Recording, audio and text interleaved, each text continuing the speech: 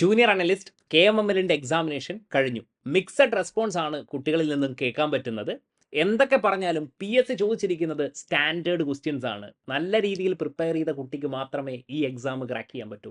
നിങ്ങൾ ഫിസിക്കൽ ആണെങ്കിലും ഇനോർഗാനിക് ആണെങ്കിലും ഓർഗാനിക് ആണെങ്കിലും നല്ല ക്വസ്റ്റ്യൻസ് ആണ് ചോദിച്ചിരിക്കുന്നത്. നിങ്ങളുടെ കണ്ടന്റ് നോളജിനെ മെഷർ ചെയ്തുകൊണ്ട് പെരിഫറൽ അല്ല ചോദ്യങ്ങളൊന്നും, ഡെപ്തിൽ കാര്യങ്ങൾ അറിഞ്ഞ കുട്ടിക്ക് മാത്രമേ ആൻസർ ചെയ്യാൻ പറ്റൂ.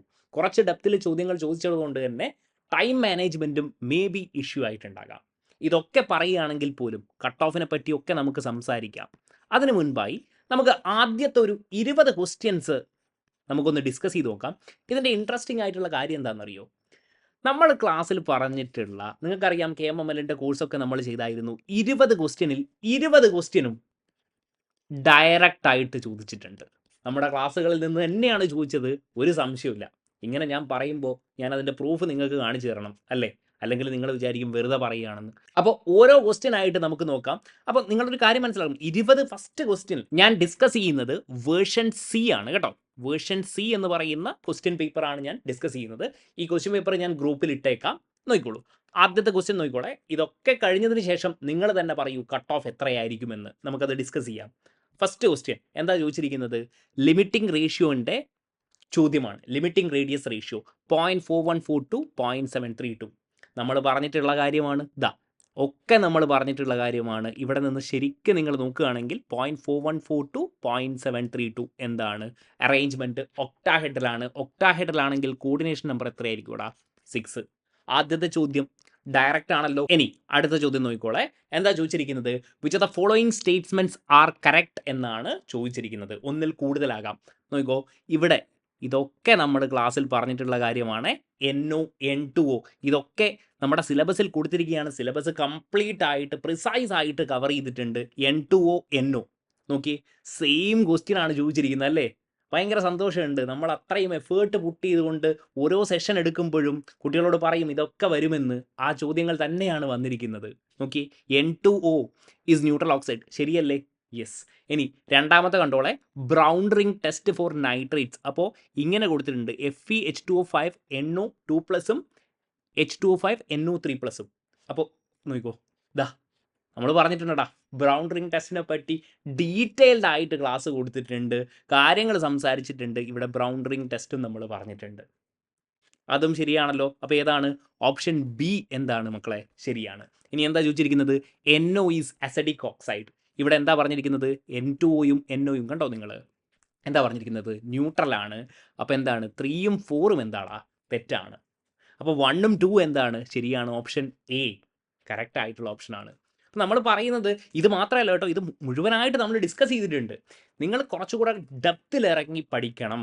ഇതുകൊണ്ടാണ് ഞാൻ പറയുന്നത്, പെരിഫറലി എന്തെങ്കിലുമൊക്കെ ബൈഹാർട്ട് ചെയ്ത് പഠിച്ചു പോയാൽ നിങ്ങൾക്ക് ഇനിയുള്ള എക്സാമുകളിൽ കോമ്പറ്റീഷൻ കൂടി വരികയാണ് അല്ലേ? അപ്പോൾ നിങ്ങൾക്ക് കണ്ടന്റ് നോളജ് വേണം, കോൺസെപ്ച്വലി ക്ലിയർ ആയിരിക്കണം നിങ്ങൾ. അങ്ങനെയാണെങ്കിൽ മാത്രമേ ഇനി PSCയുടെ എക്സാം ക്രാക്ക് ചെയ്യാൻ പറ്റൂ എന്നാണ് PSC പറയുന്നത്. ഇനി നോക്കിക്കോ, അടുത്ത ചോദ്യം, the strongest acid among the following. Strong acid ionic ഇക്വിലിബ്രിയത്തിൽ നമ്മൾ സംസാരിച്ചായിരുന്നു. HCl, HBr, HI, HClO4 ഇതൊക്കെ ഡയറക്റ്റ് ചോദ്യമാണ്. HClO4ൻ്റെ വേണമെങ്കിൽ നമുക്ക് ഇങ്ങനെയും പറയാം, കോൺജുഗേറ്റ് ബേസിൻ്റെ സ്റ്റെബിലിറ്റിയെ പറ്റി നമുക്ക് പറയാൻ പറ്റും. HClO4 മൈനസ് അല്ലേ, സോറി, HClO4 എന്ന് പറഞ്ഞാൽ എന്തായിരിക്കും ഇവിടെ? കോൺജുഗേറ്റ് ബേസ് എന്തായിരിക്കും? H+ പോയി കഴിഞ്ഞാൽ പിന്നെ ഉള്ളത് ClO4 മൈനസ് ആണല്ലേ. ഹൈലി സ്റ്റേബിൾ ആയിട്ടുള്ള റെസണേറ്റിംഗ് സ്ട്രക്ചേഴ്സ് ആയിരിക്കും അല്ലേ? ഇവിടെ നോക്കിയേ നിങ്ങൾ, ഇതിൻ്റെ റെസണേറ്റിംഗ് സ്ട്രക്ചർ വരയ്ക്കുകയാണെങ്കിൽ ഇത് ഹൈലി സ്റ്റേബിൾ ആയിട്ടുള്ള ഒരു കോൺജുഗേറ്റ് ബേസ് ആയിരിക്കും അല്ലേ? കോൺജുഗേറ്റ് ബേസിൻ്റെ സ്റ്റെബിലിറ്റി എന്താണ്? ഏറ്റവും കൂടുതലാണ്, ഗ്രേറ്റർ സ്റ്റെബിലിറ്റി ആണ്. യെസ്. അപ്പോൾ ഇവരെന്തായിരിക്കും ഇവിടെ? ഇതെന്തായിരിക്കും? ഒരു സ്ട്രോങ് ആസിഡ് ആയിരിക്കും HClO4 എന്ന് പറയുന്നത്. അല്ലെങ്കിൽ നമ്മുടെ സെഷൻ കണ്ടവർക്ക്, നമ്മുടെ സെഷൻ കണ്ടിട്ടുള്ള കുട്ടികൾക്ക് അറിയാൻ പറ്റും HClO4 എന്താണ്, ഒരു സ്ട്രോങ് ആസിഡ് ആണെന്ന്. 3 ക്വസ്റ്റ്യൻ ഡയറക്റ്റ് അല്ലേ? യെസ്. ഇനി നോക്കിക്കോളെ, which of the following statement are correct. മക്കളെ നോക്കിക്കോ, Cl2O F2O ഡയറക്റ്റ് ആയിട്ട് പറഞ്ഞിട്ടുണ്ടടാ. നമ്മൾ കെമിക്കൽ ബോണ്ടിങ്ങിൽ നമ്മൾ സെഷൻ എടുക്കുമ്പോൾ ഇങ്ങനെ തന്നെയാണ് ഞാൻ പ്രിപ്പയർ ചെയ്തത്. ഇതിനൊക്കെ ഒരുപാട് സമയം ഇൻവെസ്റ്റ് ചെയ്തിട്ട് തന്നെയാണ് ഞാൻ നിങ്ങളോട് പറയുകയാണ്. അത്രത്തോളം ടൈം ഇൻവെസ്റ്റ് ചെയ്തിട്ടാണ് ഓരോ ടോപ്പിക്കും നമ്മൾ ടീച്ച് ചെയ്യുന്നത്. കാരണം ഓരോ ടോപ്പിക്ക് ടീച്ച് ചെയ്യുമ്പോഴും അതിൻ്റെ സ്പെസിഫൈഡ് എക്സാം പേപ്പറിൽ വരുന്ന PYQയിൽ ചോദിച്ചു വരുന്ന ചോദ്യങ്ങൾ സെലക്ട് ചെയ്യാൻ ഒരുപാട് സമയമെടുക്കും. എന്നിരുന്നാലും ഇതൊക്കെ കാണുമ്പോൾ എന്താണ്, കുട്ടികൾക്ക് പെട്ടെന്ന് സ്ട്രൈക്ക് ആവും CL2O F2O. കാരണം എന്താണ്, ഇതൊക്കെയാണ് ചോദിക്കുക. സ്പെസിഫിക്കലി പറയുകയാണ് ഇങ്ങനെയൊക്കെയാണ് ചോദിക്കുന്നത്. ഓക്കെ, അപ്പോൾ ഏതായിരിക്കും ഇവിടെ, ഇതെന്തായിരിക്കും, തെറ്റായിരിക്കും. Has higher bond angle. ഇവിടെ നോക്കിയേ, CL2 has higher bond angle than what F2O. അടുത്തെന്താ, XeF4. ഇതാ നോക്കിക്കോ മക്കളെ, സ്ക്വയർ പ്ലാനാർ ജോമെട്രി ഡയറക്റ്റ് ആയിട്ട് പറഞ്ഞിട്ടുണ്ടടാ. CN minus pseudo halogen. Pseudo halogen കോമ്പൗണ്ട്സിൽ ഫോൾസ് ഹാലജൻ കോമ്പൗണ്ട്സ്, അതായത് ഹാലജനുമായിട്ട് സിമിലാരിറ്റി കാണിക്കും. ഇവിടെ കൊടുത്തിട്ടുണ്ട് സയനോജൻ. 2 CN മൈനസ് ഉള്ള ആളുകളെയാണ് നമ്മൾ എന്ത് വിളിക്കുന്നത്, സയനോജൻ എന്നൊക്കെ വിളിക്കുന്നത്. തയോ സയനോജൻ, ഓക്സി സയനോജൻ. ഞാൻ പറയുന്നത് ഇത് മാത്രമല്ല നമുക്കറിയേണ്ടത്, എല്ലാം അറിയണം. കോൺസെപ്ച്വലി ക്ലിയർ ആയിരിക്കണം. അങ്ങനെയാണെങ്കിൽ നിങ്ങൾക്ക് ഒരു പ്രശ്നമില്ലടാ. ഞാൻ പറയുന്നത്, ഇപ്പം നമ്മൾ എത്ര ക്വസ്റ്റ്യൻ ചെയ്തു, 4 ക്വസ്റ്റ്യൻ. ഏതെങ്കിലും ഒരു ഓപ്ഷനിലുള്ള കാര്യങ്ങൾ വേറെ വന്നിട്ടുണ്ടോ? എല്ലാം നമ്മൾ കവർ ചെയ്തിട്ടില്ലേ? ഓക്കെ, അങ്ങനെ നിങ്ങൾ പഠിക്കുകയാണെങ്കിൽ നിങ്ങൾക്ക് എക്സാം ക്രാക്ക് ചെയ്യാൻ ഒരു ബുദ്ധിമുട്ടുമില്ല. ഇനി നോക്കിക്കോളെ, അടുത്ത ക്വസ്റ്റ്യൻ. 20 ക്വസ്റ്റ്യനും ഞാനിങ്ങനെ ഡിസ്കസ് ചെയ്ത് കാണിച്ചു തരാം. ഇത്ര ഈസിയാണ് എക്സാം. എന്നിരുന്നാലും കുട്ടികൾക്ക് കുറച്ച് ബുദ്ധിമുട്ടൊക്കെ പറയുന്നുണ്ട്. It's okay, fine. നോക്കാം നമുക്ക്. നോക്കി, 2s orbital has no spherical node എന്നാണ് പറഞ്ഞിരിക്കുന്നത്. ക്വാണ്ടം നമ്പേഴ്സിൽ ടോട്ടൽ നോഡ്, ആംഗുലാർ നോഡ് ഒക്കെ നമ്മൾ പറയുന്നതാണ്. റേഡിയൽ നോഡ്, ഈ RN എന്ന് പറഞ്ഞാൽ എന്താണ്, ഇതൊക്കെ നമ്മൾ കുറച്ചുകൂടെ ഡീറ്റെയിൽ ആയിട്ട് എക്സ്പ്ലെയിൻ ചെയ്തിട്ടുണ്ട് കേട്ടോ. റേഡിയൽ നോഡ് എന്ന് പറഞ്ഞാൽ എന്താണ്, സ്ഫെറിക്കൽ നോഡാണ്. Spherical node. അപ്പോൾ സ്ഫെറിക്കൽ നോഡിൻ്റെ കാര്യം radial node is equal to N minus L minus 1. അപ്പോൾ തന്നെ ഇതൊക്കെ പെട്ടെന്ന് കണ്ടുപിടിക്കാൻ പറ്റൂടാ. 2s അല്ലേ, 2n എത്രയാ 2, L എത്രയാ 0, 2 മൈനസ് 1 എത്രയാ 1. അപ്പോൾ തന്നെ നമുക്ക് മനസ്സിലായി ഇതെന്താണ്, തെറ്റാണ്. അടുത്ത നോക്കിക്കോ, Lyman series of hydrogen spectrum appears in the visible region. ആണോ? അല്ല. ടേബുലാർ കോളത്തിൽ പറഞ്ഞിട്ടുണ്ട് ലൈമാൻ എവിടെയാണ്, UV. N1 എവിടെ, N2 എവിടെ, ഇതിനുമായി റിലേറ്റഡ് ആയിട്ടുള്ള പ്രോബ്ലംസ് ടെക്നിക്കൽ അസിസ്റ്റൻറ്റിൽ തന്നെ ഞാൻ നിങ്ങൾക്ക് കാണിച്ചു തന്നിട്ടുണ്ടായിരുന്നു. അതൊക്കെ ചെയ്തതാണ് ഞാൻ. എന്നാലും ക്വസ്റ്റ്യൻസിൽ എന്താണോ ചോദിച്ചിരിക്കുന്നത് അത് മാത്രം സ്ക്രീൻഷോട്ട് ചെയ്തുകൊണ്ട് നിങ്ങൾക്ക് കാണിച്ചു തരികയാണ്. അടുത്തത്, sorry, 6s orbital has lower energy. അപ്പോൾ രണ്ടും തെറ്റാണ് അല്ലേ. ഇനി 6s orbital has lower energy then 4f orbital. എന്താണ്? ഓഫ് ബോ പ്രിൻസിപ്പിൾ. ബേസിക്സ് മുതൽ എല്ലാം കവർ ചെയ്തിട്ടുണ്ടാ. ബേസിക്സ് മുതൽ ഹയർ ലെവലിലേക്കുള്ള കംപ്ലീറ്റ് സംഭവം കവർ ചെയ്തിട്ടുണ്ട്. അപ്പോൾ 6x നോക്കിക്കോ, 4f നോക്കിക്കോ.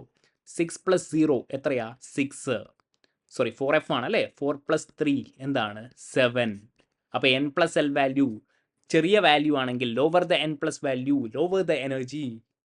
ജസ്റ്റ് സെഷൻ കണ്ടാൽ മതിയടാ. അപ്പോൾ എന്താണ്, ഹാസ് ലോവർ എനർജി. അപ്പോൾ ഏതാണടാ? Yes, only 3.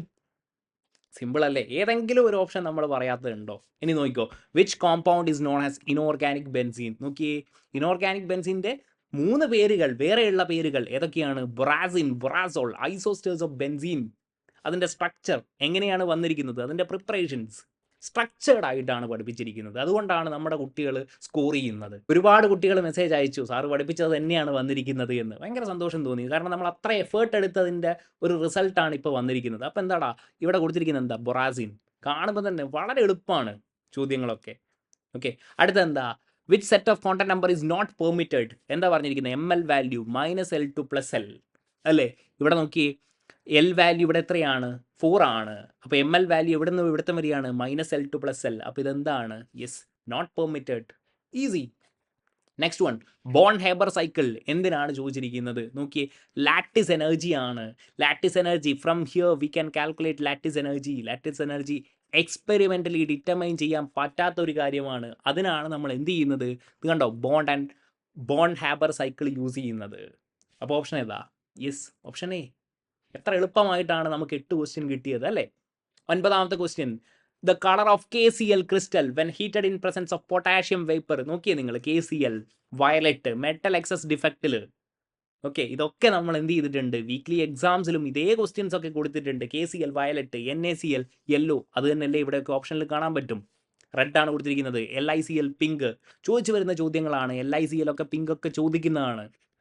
ഓക്കെ, എല്ലാം അറിയണം നിങ്ങൾക്ക്. അപ്പോൾ ഇതടാ KCl വയലറ്റ്. ഞാൻ ഇങ്ങനെ പറഞ്ഞു കൊടുത്തിട്ടുണ്ടായിരുന്നു കുട്ടികൾ. KCl ഇങ്ങനെയല്ലേ മക്കളെ, K ഇങ്ങനെയല്ലേ എഴുതുക. അപ്പോൾ ഇത് വയലറ്റ് ആണെന്ന് അങ്ങ് വിചാരിച്ചോ എന്നൊക്കെ ഞാൻ പറഞ്ഞിട്ടുണ്ടായിരുന്നു. ഓക്കെ, 9. Next one, 10. ഇത് ഞാൻ യൂട്യൂബിൽ അപ്ലോഡ് ചെയ്തൊരു കാര്യമാണ്. കെമിക്കൽ ബോണ്ടിങ്ങുമായി റിലേറ്റഡ് ആയിട്ട്. ഇൻക്രീസിങ് ബോണ്ട് ഡിസോസിയേഷൻ എനർജിയാണ് പറഞ്ഞിരിക്കുന്നത്. ബോണ്ട് ഡിസോസിയേഷൻ എനർജി എന്ന് പറഞ്ഞാൽ മക്കളെ ബോണ്ട് ഓർഡറിന് പ്രൊപ്പോർഷണൽ ആണ്. ഒരു ട്രിക്കും ഞാൻ പറഞ്ഞു തന്നിട്ടുണ്ടായിരുന്നു. O2- ആണെങ്കിൽ നമ്പർ ഓഫ് ഇലക്ട്രോൺ 17 ആയിരിക്കും. ഇത് എത്രയായിരിക്കും? 1.5 ആയിരിക്കും. 6+8 ഇങ്ങനെ നോക്കിയാൽ മതി. ഇതിൽ എത്ര ഇലക്ട്രോൺ ഉണ്ട്? 14 ഇലക്ട്രോൺ. ഏറ്റവും കൂടുതൽ ബോണ്ട് ഓർഡർ ആർക്കാണ്? യെസ്, നൈട്രജൻ്റെ ബോണ്ട് ഓർഡറിന് സെയിം ആയിരിക്കും. CO ഏറ്റവും കൂടുതൽ. അപ്പോൾ തന്നെ ഈ രണ്ട് ഓപ്ഷൻ നമ്മൾ വെട്ടിക്കളഞ്ഞു. O2- എന്തായാലും O2- എന്തായിരിക്കും? ബോണ്ട് ഓർഡർ കുറവായിരിക്കുമെന്ന് നമുക്കറിയാം. കാരണം O2- എവിടെയാണ് ഇലക്ട്രോൺ വന്ന് ചേരുന്നത്? ആൻറ്റി ബോണ്ടിങ് മോളിക്കുലാർ ഓർബിറ്റലിലാണ് എന്നുള്ളതും പറഞ്ഞിട്ടുള്ള കാര്യമാണ്. സോ എന്താണ് ഇതൊക്കെ വിത്തിൻ ഫ്രാക്ഷൻ ഓഫ് സെക്കൻഡ്സ് നമുക്ക് ചെയ്യാൻ പറ്റൂടാ. ഇതിനൊന്നും ഒരു സമയം എടുത്തിട്ടില്ല. ഈ 10 ക്വസ്റ്റ്യൻ ചെയ്യാൻ നമുക്ക് എത്ര സമയം വേണ്ടേ അല്ലേ? ജസ്റ്റ് മെമ്മറൈസിങ് ആണ്. നെക്സ്റ്റ് വൺ 11 ക്രോൾസ് പ്രോസസ്സിനെ പറ്റിയാണ് പറഞ്ഞിരിക്കുന്നത്. TiCl4+2Mg മെറ്റലർജി എന്നുള്ള ടോപ്പിക്കാണ് ചോദിച്ചിരിക്കുന്നത്. നോക്കിയേ നിങ്ങൾ ഇവിടെ എന്താ ചോദിച്ചിരിക്കുന്നത്? Metallic titanium from titanium tetrachloride. Titanium tetrachloride നിങ്ങൾ ഇവിടെ കാണുന്നില്ലേ? ഇത് ഇയാൾ ഇൻവെൻറ്റ് ചെയ്തിരിക്കുന്നത് വില്യം ജെ ക്രോൾ. അത് പിന്നെ നിങ്ങൾക്ക് അറിയണം അല്ലേ? യെസ്. അടുത്തെന്താ? Liquid magnesium is employed. ഇവിടെ നോക്കിയേ, മെഗ്നീഷ്യം റെഡ്യൂസിങ് ഏജൻ്റായി ആക്ട് ചെയ്യുന്നു എന്ന് നമ്മൾ പറഞ്ഞിട്ടുണ്ട്.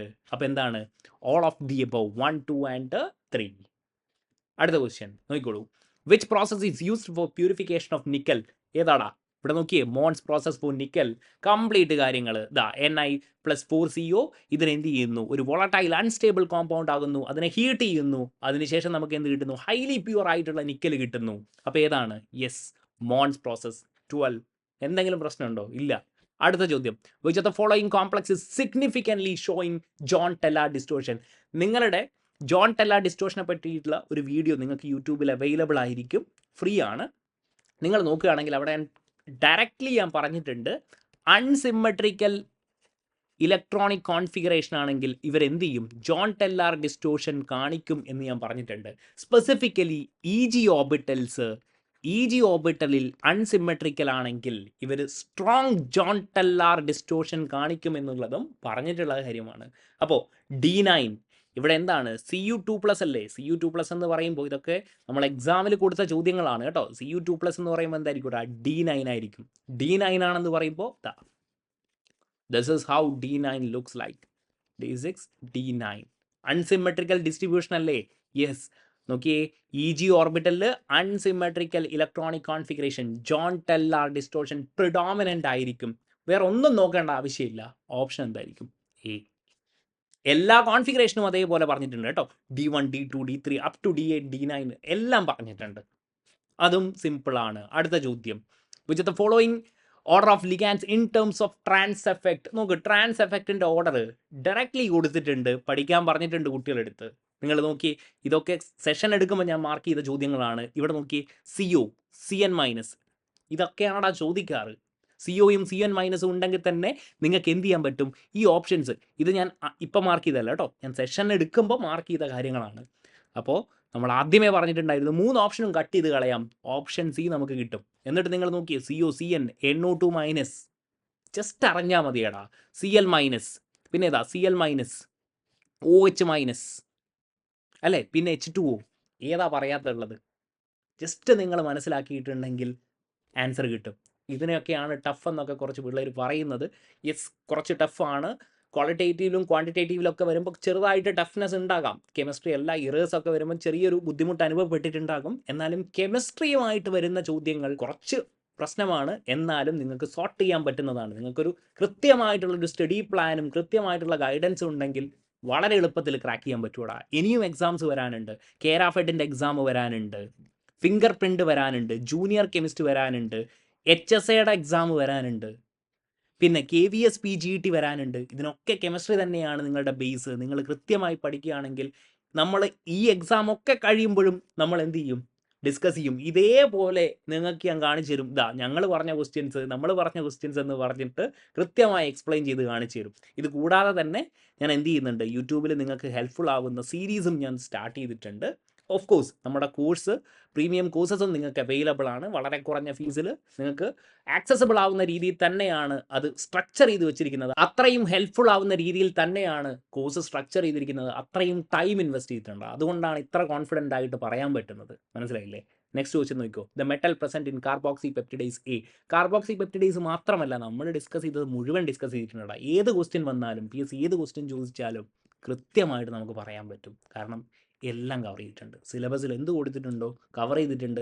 അതിൻ്റെ ഫങ്ഷൻസ് കവർ ചെയ്തിട്ടുണ്ട്. അതുമായി ചോദിച്ചിരിക്കുന്ന ചോദ്യങ്ങൾ നമ്മൾ കവർ ചെയ്തിട്ടുണ്ട്. അപ്പോൾ ഇവിടെ എന്താ ചോദിച്ചിരിക്കുന്നത്? മെറ്റൽ പ്രസൻ്റ് ആണ് ചോദിച്ചിരിക്കുന്നത്. സിങ്ക്, അതിൻ്റെ function, hydrolysis of peptide bond, C terminal, അതിൻ്റെ മെക്കാനിസം ഡിസ്കസ് ചെയ്തിട്ടുണ്ട്. ഇവിടെ ചോദിച്ചിരിക്കുന്നത് സിമ്പിളാണ്. നമ്മൾ കുറച്ച് ഡെപ്തിൽ പഠിക്കുകയാണെങ്കിൽ ഇല്ലേ, പെരിഫറൽ ആയിട്ടുള്ള ചോദ്യങ്ങളില്ലേ, ഇതേപോലത്തെ ചോദ്യങ്ങൾ നമുക്ക് പെട്ടെന്ന് ഓർമ്മ വരും.